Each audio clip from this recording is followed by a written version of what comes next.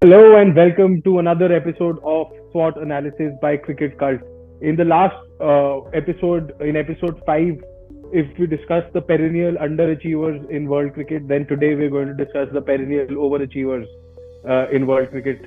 Yes, we're talking about the Black Caps, the New Zealand cricket team. Ashwin, as always, your initial thoughts.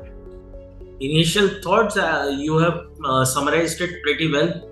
Perennial overachievers, and over the last period of I think 7 years, ever since McCullum has molded this team, they have been pretty well, playing ICC tournaments pretty well, and they reached the World Cup final last year. Unlucky to miss out the 2021 T20 World Cup. So it would be interesting to see what they have this year. Perhaps one of the most repeated sides over the last 4 years, apart from barring a few minor inclusions like Chapman and stuff, people like that. But I think one of the most repeatable side is New Zealand. So do we start with the squad? That also goes with the pool, right? Because they have a limited pool, and that's why they play as a tight knit unit. I think they have the most number of players who are multi-format players apart from India, and that's why, like, like what a New Zealand team will give you day in day out. So that sometimes it can be an advantage, sometimes it can be a disadvantage. But yes, this team has that fighting But in spirit. the case of New Zealand, I think it turns more into an advantage because they know what they possess and what they can work with. So I think that is why it makes them a pretty dangerous outfit. Even though the opposition teams know what New Zealand have up their sleeve, yet they seem to be playing consistent cricket and they surprise everyone with their performances on the field. Oh, they have done that like in most multi-format tournaments, most ICC tournaments. In fact, let's not forget they are the holders of the World Test Championship. They are the finalists of the World T20, and they are the finalists of the 50 over World Cup. So, like if you were to put all three formats and the ICC trophies, like they're probably the best performers in the last three ICC trophies. Um, and they don't give that impression, right? Like they're always understated. But now we've come to know that that is why I said that you know what to expect from this team, and sometimes that is an advantage. Yes. So without much ado, what's their squad, Ashwin? What's the squad looking like? So the New Zealand will be led by Kane Williamson, Tim Southee, Ish Sodhi, Mitchell Santner, Glenn Phillips, Jimmy Neesham, Daryl Mitchell with an asterisk because he's travelled with the squad to Australia, but you don't know how far his injury is coming through. Adam Milner, Martin Guptill, Lockie Ferguson, Devon Conway, Mark Chapman, Michael Bracewell, Trent Bolt and Finn Allen. This is the New Zealand 15. Yeah. So yeah, I thought that Daryl Mitchell had that issue. So looks like he's recovered. Anyhow, so let's get straight to their strength. Ashwin, what's your according to you, what's New Zealand's strength? I think the New Zealand strength is their pace and new ball bowling. You have two perhaps best swing bowlers, Trent Bolt with the left arm option and Tim Southee with the right arm swing option. And obviously, when you have someone like Lockie Ferguson coming up to bowl first change, who can crank it up to 157 as we saw during the IPL. Obviously, that's a added advantage for the New Zealand team. So, what do you think about that? Yeah, no, I definitely think that the new ball bowling is their biggest strength.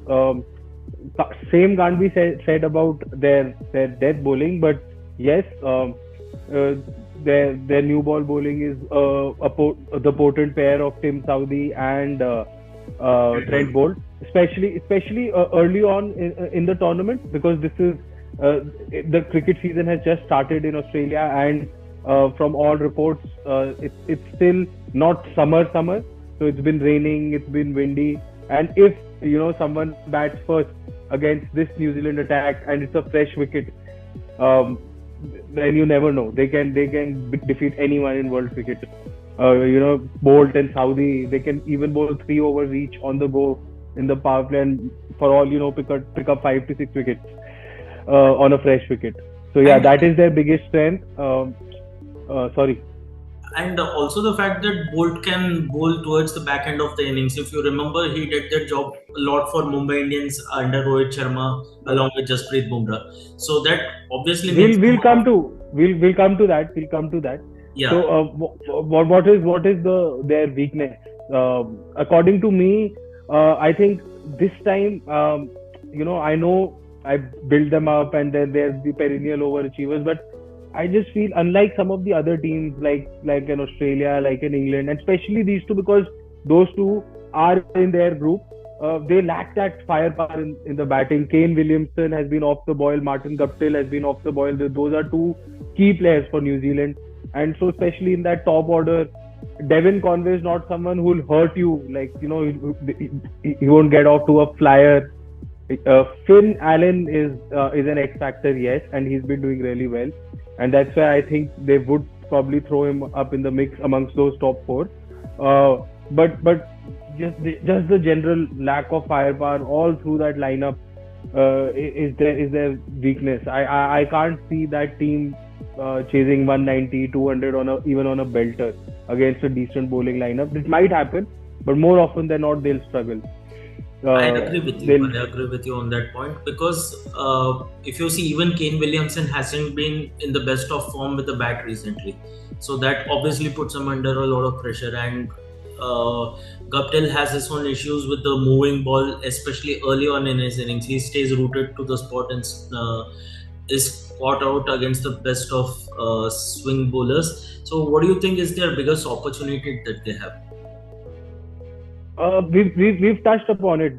Basically, you remember what we said about West Indies and South Africa. So that those are combustible dressing rooms, right? Like anything can trigger, and the dressing room, like you just feel they're not playing as a team. With New Zealand, it's the complete opposite. Firstly, they are probably the best fielding side in the tournament, and trust me, in Australian conditions, that's already plus 10, 15 runs. So what they lack in batting firepower, they can actually make it up in the field with just a controllable like fielding, like someone like a Glenn Phillips, Martin Guptill, even Captain Williamson. These are just outstanding fielders. Even a Chapman, for that matter. These are just like one of the best fielders. All of them would probably be in the top 10 fielders in world cricket today. So. That and plus being a tight knit unit, because as we discussed, the pool is limited. Everyone just seems to enjoy each other's success. Those are intangible, but trust me, in a world tournament, that is why we feel that they are overachieving. But those things really, really matter. And a captain who commands respect, Kane Williamson's captaincy, along with their fielding and their team spirit is the biggest opportunity for them to do well in this tournament, and what has also helped them in previous ICC tournaments. Right. So coming to the threat, what is the biggest threat that New Zealand have? Now I want to touch upon the Trent Bolt topic. So I actually agree with you to the extent that till Trent Bolt, I think 2-3 years ago, he was a very good death bowler, but even with Rajasthan Royals, he's travelled. He's travelled in the death overs. I just maybe a little bit pace has come down.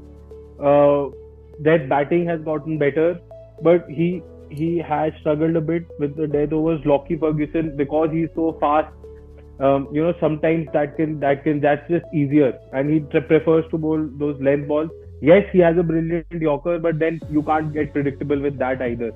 And line and length is not his forte. So yes, he can crack open a game in the middle overs, but he'll struggle.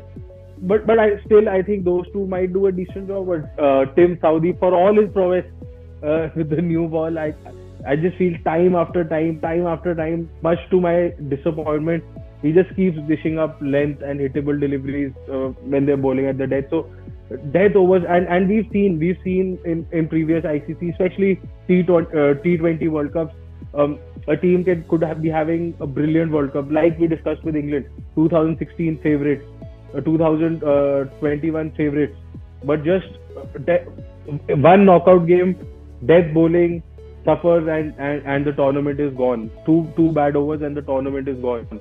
So that threatens to basically derail their campaign. Siddharth, what is your likely 11? My likely see, it's very difficult to have a likely 11 with New Zealand because they haven't played. I was just checking, they haven't played that much T20 cricket. Yes, they played that tri series against Bangladesh and Pakistan, but apart from that, they haven't. And in that also, they were experimenting a bit. I think Guptill was resting. He batted at number 3 also in one game. But I would like to throw in exuberance of youth in that top 4, and I would have Conway bat at 4. So for me, Finn Allen will open with Martin Guptill. Just a contrast, and then I'll have Williamson at 3, solid. Then 4, Devon Conway. At number 5, I'll have the explosive Glenn Phillips. At 6, you'll have someone like a Nisham. At 7, you'll have Michael Bracewell. At 8, then you have Tim Southee. You have Trent Bolt, Ish Sodhi, and Lockie Ferguson. Or maybe Trent Bolt will be the 11, number 11, and Lockie would go above it. Right. So, Daryl Mitchell, subject to fitness, even if he's fit, he doesn't walk into your 11. It looks hard. Even Chapman, he played well. Santner could come in, but you have to have 3 pacers along with Nisham. That's the bare minimum. It's very hard. Glenn Phillips, he's a brilliant T20 specialist. So I can't see many spaces. They might as well, but that would be my 11. Yeah. Okay. So we have done this for most of the teams. What is your prediction as far as New Zealand are concerned regarding in this World Cup? Because they're in a group with England and Australia, and I've already predicted those teams to qualify in the top 4, so that answers my question. I know, again, they might prove me wrong, but this time I feel it's going to be really tough for them to make the top 4. Any final comments for our viewers who have watched our... just keep giving us your love. Please subscribe to our YouTube channel, press the bell icon, follow us on Instagram, we are Cricket Cult Official. You can follow us on Twitter at Cult Cricket. Check out our website cricketcult.com and just keep showing us your love. Thank you, Ashwin.